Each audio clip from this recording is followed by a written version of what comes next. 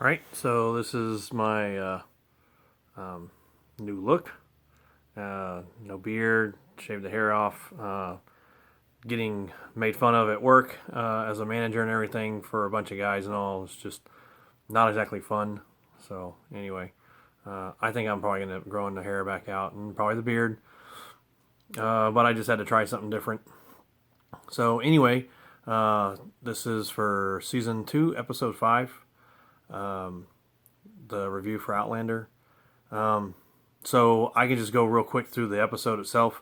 I actually liked it. I think it's probably the best one this season. I agree with a lot of what most people said. I read a couple of reviews from like some of the magazines and stuff. I noticed that a lot of people either they don't read the books as they're reviewing these things, or they just don't care, or maybe they have read the books and they're just trying to be critical of the show as it is, anyways. I don't know.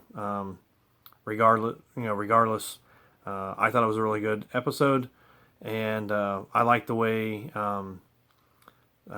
King Louis ended up making Jack Randall get on his knees. I don't. I know he meant for it, but I know that he was going to play around with Jack Randall when I saw the episode the first time. I kind of confirmed it for myself when I watched it the second time, just before I did this video, because you could just kind of see the inflections and everything that he had in it, that he was just really just kind of messing with him. The um, the way that Jamie and Claire interacted, especially there towards the end of the episode, the whole fight they had about the life and not being able to kill Jack Randall and that kind of stuff. It didn't happen exactly that way in the book, but that's okay. I thought it was still really good, and I thought the opening scene where Jamie comes in from the Bastille and Fergus is asleep on the couch and Claire's up with him, and that happened. It's really close to what happened in the book. The way it happened with Fergus up and Claire having. At least in the book, though, she had laid him out a pallet by the fire and all that kind of stuff. And, she laid him a pallet by the fire and took care of him. And she stayed up the whole night, kind of pacing back and forth, waiting for Jamie to get home. So I thought that was done really well. I don't have a problem with the way that was done. Some things, the way that the stuff happened at the stables or stuff like that, that's just what's going to happen. There's no way that they could do some of the things, like the time at the stables was supposed to be kind of a little bit more of an intimate affair. If I remember right, Fergus is supposed to be getting in trouble. He like rides a horse through and just about kills people and stuff like that. Because he ends up getting in a fight with some of the stable boys because he was throwing manure at them and that kind of those were more humorous, but I can also see how through the adaptation they have to get through it faster. There's just so much in the book that can happen that you just can't put into a show for 13 or even if you try to do 16 episodes. I've talked about this. I think I talked about it even last time. So I'm okay with the adaptation and stuff. I think it was really good. One of the things that's been not really gnawing on me, but some of the things I've been really thinking about with the show, about why people like it so much, or the books and all. I think it really has to do with just love in general. I think it really has to do with the love that we see between Jamie and Claire. And I know that some of the stuff we've seen at the first half of this season, and we are really almost halfway over, is that in the first portion of this season, we don't get to see so much of it because, they're still reeling from what happened at Wentworth. They're more in tune with what they're trying to do in France. And if you've read the books and everything, you know what's getting ready to come up over the next couple of episodes. And I think that's really going to kind of solidify them to where they just say enough is enough.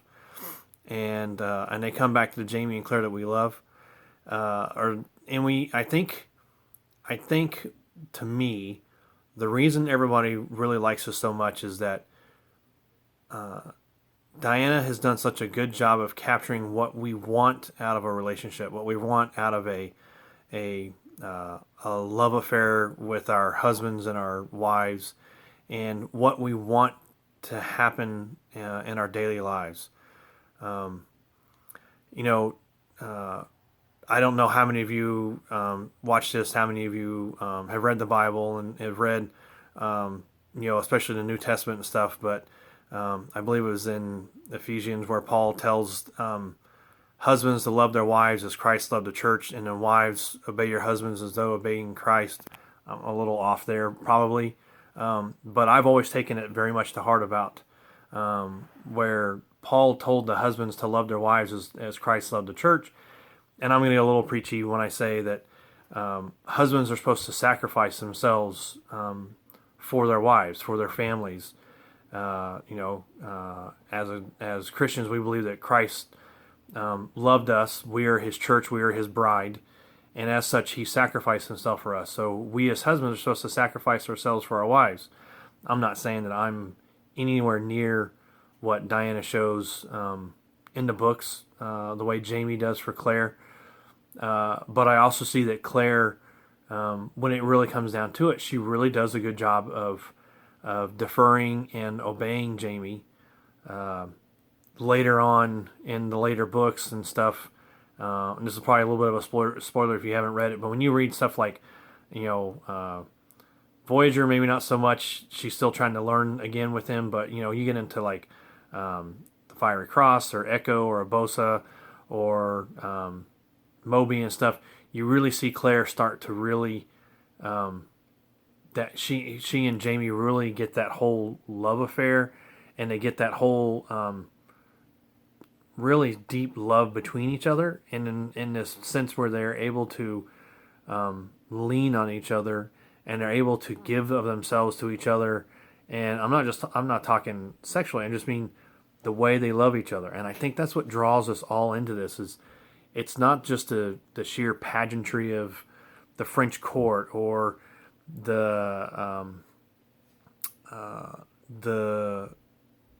idea of colonial America or stuff like that. I think it's that real love affair that the two of them have with each other.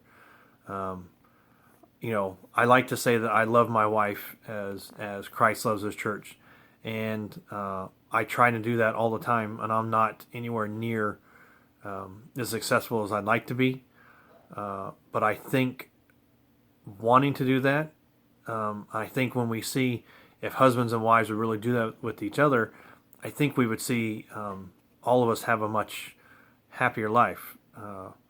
But in general, and I know this is probably, some people are going to have problems with this, but I think in general, that's what draws us into this show and into these books. It's not just the idea of the time travel and the star-crossed lovers, but it's watching that relationship play out with them and watching how they interact with each other, and how when they realize that they are wrong, they say, "I'm sorry."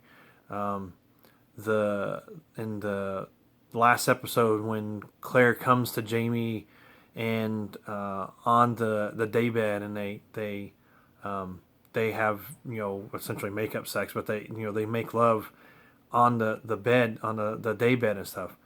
The beauty and the emotion and everything that was there, and the fact that Jamie could be open with her with his feelings and his trust, and was able to tell Claire about how much he loved her, and then he was telling her, "Thank you for helping me at least build a lean-to."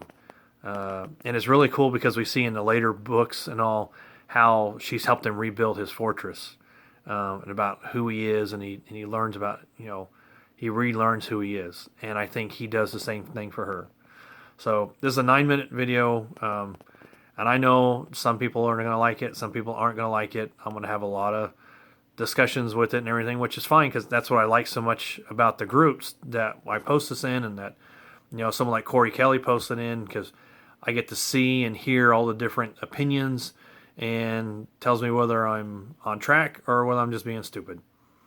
So anyway, I love you guys. I love the books and the show, and I love just all the discussion that we bring up with each other. Thanks a lot, and hope to see you guys next week. Bye.